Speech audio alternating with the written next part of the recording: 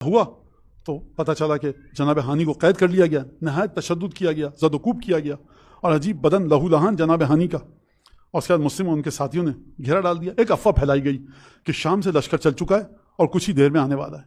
लोग ये नहीं समझे कि ये एक धोखा है। शाम तक खबर कैसे पहुंची और लश्कर आएगा तो कम से कम 4-5 दिन लग जाएंगे। लोग डर गए। बहरहाल रिवायत में लिखा है कि खातून आती थी, कोई अपने भाई का, कोई अपने बेटे का, कोई अपने शौहर का हाथ पकड़ कर ले जाती थी। और उसके बाद मुस्लिम मगरिब इशा का वक्त हुआ, जनाब मुस्लिम ने मगरिब इशा की नमाज पढ़ी। और इस शहजादे की अजीब बात यह है कि करबला के शुहदा में शामिल नहीं है, लेकिन अजमत बिल्कुल वही है। अशरे मुहर्रम में भी जिक्र होता है।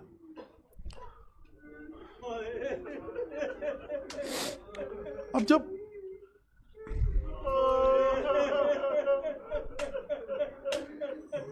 मुझे नहीं पता कि ये जुमला किस तरह से मैं आप तक पहुंचाऊं कि मुस्लिम जब देखा पलटकर, जो हजारों कूफे वालों ने बैत की थी, अब जो पलटकर देखा तो 8-10 इंसान रह गए थे। ये दूसरी शराफत वजूद मुस्लिम है कि कहा कि अब देखो तुम्हारे कोई जरूरत नहीं, तुम लोग भी अपने घरों को जाओ। मैं एक जुमला कहूं आपसे, ये जो मुस्लिम ने जुमला इरशाद फरमाया, अब तुम भी अपने घरों को जाओ, अब मुझे तुम्हारी जरूरत नहीं है। मुस्लिम 15-20 लोग आपके साथ रहेंगे तो कुछ तो ढारस रहेगी। आप इस वाक़े को जानते हैं किससे जोड़िए? मुस्लिम के बड़े भाई हुसैन इब्न अली की सीरत से। आपके मजलूम आका ने शब आशूर चिराग बुझाया था कि तुम में से आप देखिए, मज़ई तो आला बसीरतिन, मुस्लिम के वजूद से वो सीरत निकलकर सामने आ रही है जो आका सैयदुल शुहदा की है। वो लोग मुस्लिम को छोड़कर चले। मक्तल के अल्फाज हैं, खुदा आपको नसीब करे, जब आप मस्जिद कूफा जाएंगे और बाबू सोबान की तरफ पीट करके खड़े होंगे मस्जिद कूफा की तरफ, तो आपके बाएं हाथ पे जो इलाका है जहां बाजार है, वो महल्ला बनी किंदा वहां पर था। मुस्लिम चाहते थे कि महल्ला बनी किंदा की तरफ जाकर किसी चाहने वाले के, किसी मोमिन के घर में पनाह ले सकें, आराम कर सकें और उसके बाद मौला हुसैन को मुत्तला करें। ये जो मुस्लिम अपनी जिंदगी को चाह रहे हैं कि बच जाए अभी तक, ये क्यों चाह रहे हैं? ये इस वजह से नहीं चाह रहे कि मौत से खौफ है, इस वजह से कि मौला को पता चल जाए कि अब कूफे ना आए। मुस्लिम का दिल तड़प रहा है कि रसूल की बेटियों के साथ इस कूफे में आएंगे।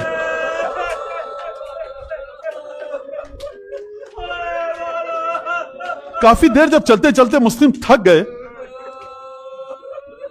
तो मुस्लिम एक घर के चबूतरे के बाहर बैठ गए। ये वही मोमिना है कि जिसका नाम मुस्लिम के नाम के साथ जुड़ा है, और कितनी अजमत वाली बीबी है ये मोमिना बाहर आकर बार बार देख रही थी। बेटा कहिए, दामाद जो था, बहरहाल देर हो चुकी थी, कई दफा आती थी। अब जो उसने दरवाजा खोला, देखा अपने बेटे की राह देखी या दामाद की, देखा एक शख्स बैठा है, मर्द नामहरम। कहा कि तुम मेरे दरवाजे पर क्यों बैठे हो? अकेली खातून हो, तुम मेरे महरम नहीं हो, गैर मर्द हो, मेरे दरवाजे पर मत बैठो। कहा बीबी, एक पानी का जाम मिल सकता है? उस मोमिना ने लाकर पानी का जाम दिया। मुस्लिम ने पानी पिया, कासा वापस किया। इस खातून ने कहा तुम्हारी हाजत पूरी हो चुकी, अब अपने घर को जाओ। कहा कि मेरा कूफे में कोई घर नहीं है, मैं कूफे में परदेसी हूं। कहा इन हालात में कूफे आने का, इन हालात में कूफे क्यों आए? अगर कूफे में घर हो कौन, तारुफ करवाओ।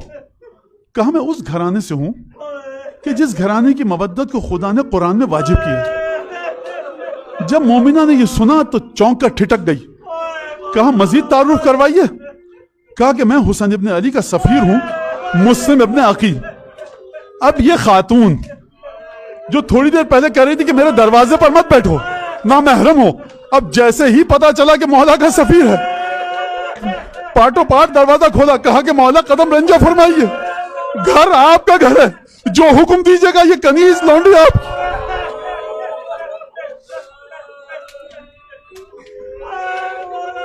मुस्लिम को हुजरे में मकाम दिया, खाना लाकर रखा। ये मोमिना बार बार पूछती थी जाकर कि आका मौला किसी और चीज की जरूरत तो नहीं है। अब जो गई तो देखा मुस्लिम मौजूद है और खाना खान दस्तरखान खाना जू का तू रखा हुआ है।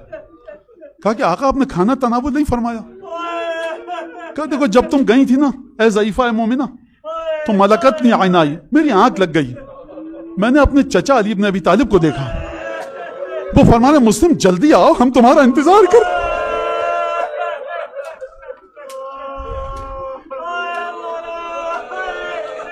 इतने में इस खातून का दामाद आया। शक हुआ कि बार बार ये मोमिना क्यों उस हुजरे में जा रही है। कहा कि तुम बार बार उस हुजरे में क्यों जा रही हो।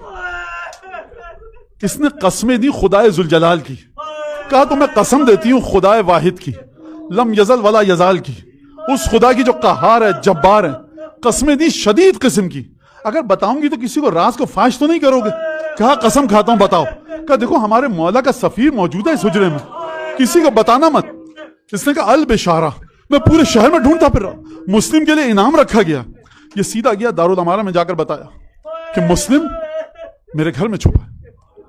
अचानक मुस्लिम को घोड़ों की टापों की आवाज आई।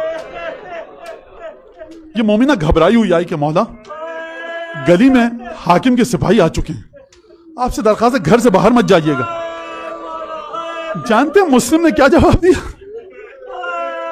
मुस्लिम ने कहा मेरी गैरत गवारा नहीं करेगी कि मेरी वजह से एक मोमिना के घर को या इस मोमिना को नुकसान पहुंचे। मैं कहूंगा ए मुस्लिम इब्ने अकील, अगर शाम गरीबा में जलते हुए खेमों के आप दरमियान होते तो आपके दिल पर क्या गुजरती। एक दफा तलवार सोच का मुकाबला करना शुरू किया।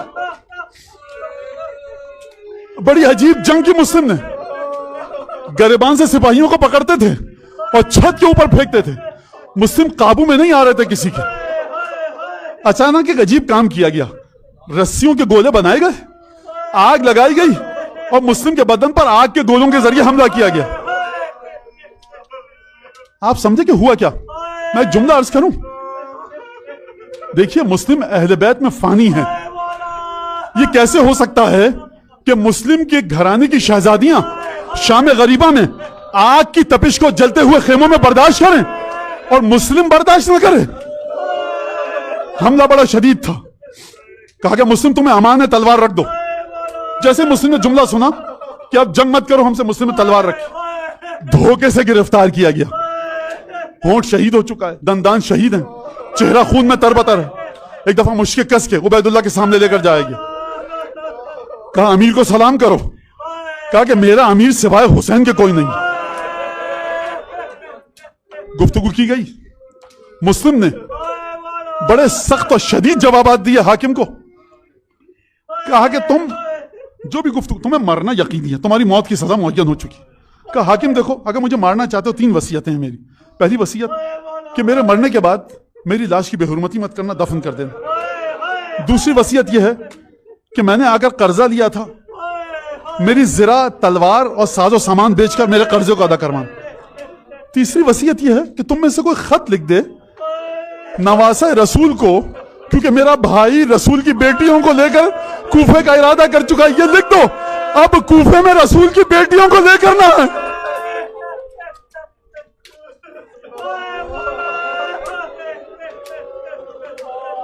गुफ्तगू के दौरान मुस्लिम को तशनगी का एहसास हुआ। कहा पानी का एक कासा मिल सकता है, जामे आप। जामे आप आया, मुस्लिम ने पीना शुरू किया। जैसे ही होंठों से कासे को लगाया, प्याले में जो पानी था खून से भर गया। मुस्लिम ने कटोरा फेंका, कहा दूसरा पानी लाकर। 3 दफा यह अमल हुआ, मुस्लिम पानी ना पी सके। मुस्लिम ने एक जुमला कहा। मुस्लिम ने यह कहा कि लौ कान रिज़्क़न मक़सूमन लशरबतहू, अगर मेरी किस्मत में पानी पीकर मरना लिखा होता तो मैं पानी पी लेता। मेरी किस्मत में प्यास की मौत है। मैं यहीं से मुस्लिम को मुखातब करके कहूंगा, ए मुस्लिम, तुम्हारा आका हुसैन इब्न अली, तुम्हारा भाई अबुल फजल अब्बास प्यासा जाए और तुम पानी पीकर जाओ। ये मुस्लिम के खून की तासीर है कि मुस्लिम भी प्यासा जाएगा। कातिल के हवाले किया गया। कातिल कहता मुस्लिम ने दारुल अमारा के मीनारे की सीढ़ियां चढ़नी शुरू की। मुस्लिम सीढ़ियां चढ़ते जाते हैं, जानते हैं आवाज क्या आ रही है? मुस्लिम कातिल से माफी मांगे, सिफारिश करें, इल्तिजा करें कि मुझे जाने दो, एक एक कदम सीढ़ी पर रख रहे हैं बावकार अंदाज से। जिक्र क्या था मुस्लिम का? अस्तगफिरुल्लाह रब्बी व अतूबु इलैह, सुभान अल्लाह वल्हम्दुलिल्लाह वला इलाहा इल्लल्लाह वल्लाहु अकबर। अब आपकी समझ में आया? हाज़िही सबीली अदउ इलल्लाह अला बसीरतिन अना व मन इत्तबअनी। ये बसीरत मुस्लिम है कि हुसैन के रास्ते में शहीद होने जा रहा हूं। अगर मौला रोज़े आशूर घोड़े से गिरने से पहले ये फरमाएं बिस्मिल्लाह व बिल्लाह व फी सबीलिल्लाह व अला मिल्लत रसूलिल्लाह, मुस्लिम को देखिए कि कितना नजदीक का रिश्ता है। एक दफा मुस्लिम छत पर गए दारुल अमारा की। बाज उलमा ने मकातिल में लिखा है मुस्लिम ने सहरा में बुलंदी से उस जगह का रुख किया जो मक्के से कूफे आने वाला रास्ता था। ज़ौक़ उलमा ने यह कहा कि मुस्लिम हुसैन की जियारत पढ़ना चाहते हैं। मैं एक जुमला आपकी खिदमत में अर्ज करूं। करबला का जो शहीद घोड़े से जमीन पर गिरा, उसने गिरकर क्या कहा? अस्सलामु अलैका या अबा अब्दुल्लाह। बेटों ने गिरकर कहा या अबा अद्रिकनी, बाबा मदद को आइए। अब्बास ने कहा भैया अब्बास की मदद को आओ। कासिम ने कहा चाचा जान मदद को आइए। ये करबला का शहीद है, ये घोड़े से नहीं गिरेगा, दारुल अमारा की पुष्ट से गिरेगा। अब मुस्लिम मदद के लिए बुलाएं तो किसको? सहरा का रुख किया। ये दिल कहता है अस्सलामु अलैका या अबा अब्दुल्लाह। अरबाब मकातिल ने लिखा असर का वक्त है, हुसैन घोड़े पर डगमगा रहे हैं, पुश्ते सुल्ताना पर संभल नहीं पा रहा हुसैन, प्यास की शिद्दत है, जख्म से खून बह रहा है। एक दफा हुसैन ने मुस्लिम को याद किया, यानी मुस्लिम तुमने दारुल अमारा से हमको याद किया, हमने घोड़े पे गिरने से पहले तुमको याद। सर कलम किया गया, लाश को दारुल अमारा से फेंका गया।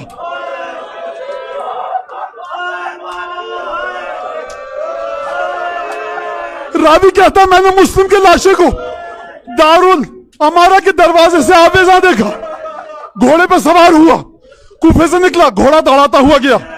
मैं जानता था हुसैन मक्के से कूफे आ रहे। रास्ते में कुछ खेमे लगे थे।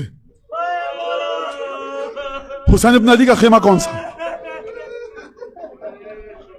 बाज मकातिल में वाकया इस तरह से जो मैं बता रहा हूं। कुछ बच्चे खेमे के बाहर मौजूद थे, बच्चे। कई दफा मुस्लिम का खेमा कौन सा है, कहा काम क्या है। कई दफा जब पूछा तो मजबूर हो गया कि जब मैं बाहर निकला हूं कूफे से तो खबर देने आऊं कि मुस्लिम कत्ल कर दिए गए हुसैन के सफर। बच्चे गिरिया करने लगे। एक बच्ची बड़े जोर से चीख कर रोई, कहा शख्स तूने क्या किया? ये मुस्लिम की बेटी थी, हुसैन इब्न अली बाहर आए। अब आप अपने दिल पर हाथ रखकर बताइए कि भांजी है मुस्लिम की बेटी, हुसैन जैसा मामू, क्या किया होगा? कलेजे से लगाया होगा। यतीमा मुस्लिम ने हुसैन की आगोश में खूब गिरिया किया होगा। रुकैया बहन है, खेमे में गए होंगे, बहन ने भाई के कलेजे से लगकर गिरिया किया होगा। एक दफा जनाब रुकैया ने भाई के चेहरे को देखा होगा, कल्ब को सुकून मिला होगा। मैं कहूंगा ऐ मुस्लिम की यतीमा, ऐ मुस्लिम की जोजा, कितनी खुशकिस्मत हो कि हुसैन की आगोश नसीब हुई। एक रुकैया और सकीना थी, जब बाप घोड़े से जमीन पर गिरा तो आगोश तो नसीब ना हुई, शिविर के तमाचे थे। अरे सहरा के